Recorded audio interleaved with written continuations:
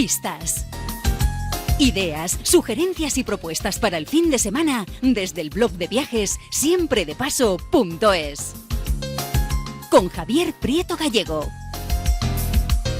No es de extrañar que durante los lejanos años de la conquista musulmana de la península, en los que, por efecto de las continuas batallas de unos contra otros, la zona central de la meseta quedó convertida en un desierto, las montañas de la cordillera cantábrica acabaron siendo el único refugio posible en el que sentirse mínimamente a salvo de tanta guerra.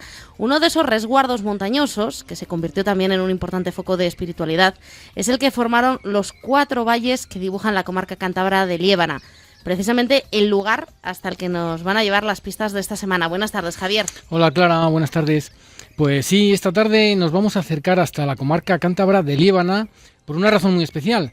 Dentro de un par de meses, en abril, va a dar comienzo el Año Santo lebaniego y seguro que hay oyentes que pueden estar interesados en empezar ya a preparar con un poco de tiempo una peregrinación que puede tener tantos alicientes como, por ejemplo, la más conocida del Camino de Santiago. Me parece perfecto, Javier, pero antes de hablarnos del Año Santo lebaniego, cuéntanos cómo llegó esta comarca a convertirse en un foco de espiritualidad tan importante como para que incluso haya llegado a tener su propio Año Santo. Pues efectivamente, fue a lo largo de esos siglos en los que la península vive el avance musulmán desde el sur hacia el norte, en los que mucha de la gente que huía de las batallas acababan sintiéndose más seguros al amparo de los valles cántabros y astures.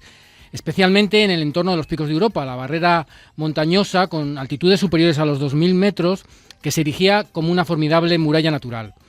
Dice la tradición que con anterioridad, entre los siglos VI y VIII, varios grupos de monjes ya habían encontrado en estos valles un entorno perfecto en el que sentirse aislados del mundo y más cerca de Dios al mismo tiempo. Entre aquellos monjes se encontraba un tal Toribio de Palencia, que fue quien puso las primeras piedras de lo que sería el actual monasterio de Santo Toribio de Liébana. El siguiente capítulo de esa historia tiene que ver con el traslado hasta allí de unas importantes reliquias, ¿no, Javier? Sí, cuando ya veían todo perdido ante la conquista musulmana, otro grupo de monjes decidió trasladar casi en secreto una de las reliquias más valiosas de la cristiandad, para ponerla a salvo. El mayor trozo conocido de la cruz de Cristo, el Lignum Crucis, junto a los restos del obispo Santo Toribio de Astorga, que era quien la había traído en su momento desde Jerusalén. Y eligieron depositar aquel valioso cargamento en el entonces casi desconocido y pequeño monasterio de Santo Toribio de Liébana. Prácticamente al mismo tiempo surgía en ese monasterio la obra del monje beato, de la que destaca su comentario al Apocalipsis, cuyos códices aparecieron ilustrados con unas magníficas miniaturas, unos dibujos utilizados después por los numerosos escultores de la Edad Media que encontraron en ellos inspiración para decorar sus capiteles. Y es a partir de ese momento cuando comienza a cobrar fuerza las peregrinaciones hasta Liébana, supongo. Así es, tras la llegada de esas reliquias empezó a formarse una larga lista de milagros que a partir de aquel momento comenzaron a atribuirse tanto a los restos del santo como a la reliquia. La fama del monasterio se extendió de tal manera que muchos de los peregrinos que discurrían hacia Santiago, tanto por el camino francés como por el de la costa, comenzaron a tomar el desvío que conducía hasta los valles lebaniegos que, como hemos dicho, se encuentran en el corazón mismo de los picos de Europa. Como te puedes imaginar, ese desvío del camino principal que llevaba a Santiago de Compostela suponía en aquella época tener que afrontar las 2 o 3 jornadas que llevaban hasta el monasterio por caminos muy complicados y llenos de peligros. De todas formas, aún tardaría un tiempo en tener su propio Año Santo. Pues sí, porque no será hasta el año 1512 cuando el Papa Julio II conceda la bula por la que se estableció el jubileo de una semana a quienes llegaran al santuario los años en los que la fiesta de Santo Toribio cayera en domingo. Al año siguiente es el Papa León X quien ratifica aquella bula, convirtiendo al monasterio en uno de los 4 grandes centros de peregrinación cristiana en el mundo en aquel momento, junto a Roma, Jerusalén y Santiago de Compostela. Y es el Papa Pablo VI, en el año 1967, quien amplió el viejo privilegio del jubileo semanal a todos los días del año, comprendidos entre el 16 de abril, que coincide en domingo, hasta el mismo día del año siguiente. Algo que precisamente va a suceder este 2017. Y eso quiere decir que a partir de abril, peregrinar hasta Liébana tiene el mismo premio, entre comillas, para los creyentes que hacerlo hasta Santiago de Compostela en un año santo jacobeo, o sea, la indulgencia plenaria de la pena de los pecados. Pues háblanos ahora, Javier, de cómo preparar esa peregrinación si nos decidimos a coger nuestra mochila y acercarnos hasta Santo Toribio de Liébana. Bueno, lo primero que hay que decir es que esta de hoy es una estupenda propuesta, especialmente para todos aquellos que ya hayan hecho el Camino de Santiago francés o alguno de sus tramos y quieran probar algo diferente. En este caso concreto estamos hablando de un camino de peregrinación que nace como una desviación del Camino del Norte en la localidad de San Vicente de la Barquera, para acercar a los peregrinos en 72 kilómetros y 3 jornadas de viaje hasta el monasterio de Santo Toribio.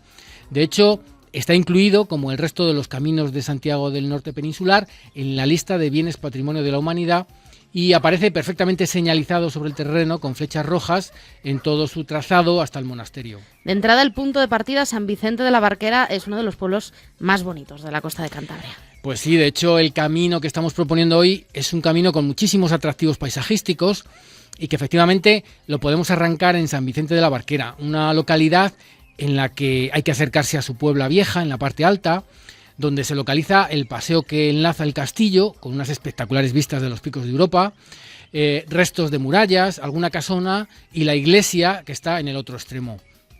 Ya desde San Vicente, el camino se dirige hacia la localidad de Muñoz Rodero, que es la puerta de entrada al valle del río Nansa.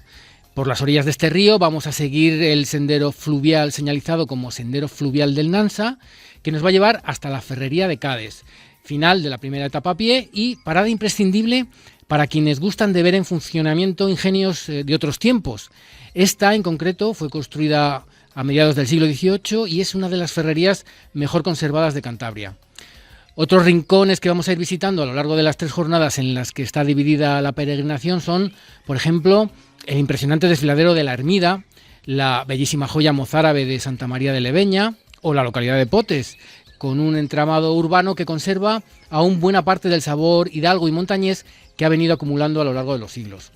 Bueno, y finalmente, pues el monasterio de Santo Toribio, que se localiza a 3 kilómetros de Potes. Además de la iglesia gótica, del claustro y de la capilla barroca, recomiendo visitar en sus alrededores varias de las ermitas cuyos orígenes se remontan a los mismos del propio monasterio. Imagino que estamos hablando de un camino de peregrinación acondicionado con albergues y servicios. Pues sí, desde luego. Además de bien señalizado en todo su recorrido, está perfectamente acondicionado con lugares en los que quedarse al final de cada una de las etapas y cuenta también con una estupenda página web en la que han reunido toda la información que nos pueda hacer falta y que es caminolebaniego.com. Y bueno, por supuesto, en el blog de viajes siempredepaso.es, pues hay varios reportajes que tratan sobre este tema, también con mucha información, incluidos los tracks para el GPS de todo el recorrido. Como siempre, Javier, te agradecemos la estupenda propuesta que nos has traído al programa y ya sabes, te esperamos con nuevas pistas la semana que viene. Vale, pues aquí estaré, Clara.